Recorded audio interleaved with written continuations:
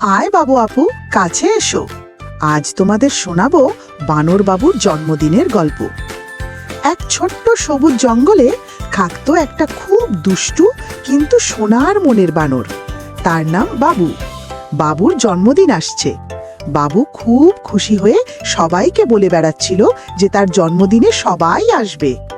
বাবু তার বন্ধুদের কাছে গিয়ে বলল, হরিণ দাদা, কাঠবিড়ালি ভাই, পাখি আপু, তোমরা সবাই আমার জন্মদিনে আসবে তো? সবাই খুব খুশি হয়ে বলল, অবশ্যই আসব।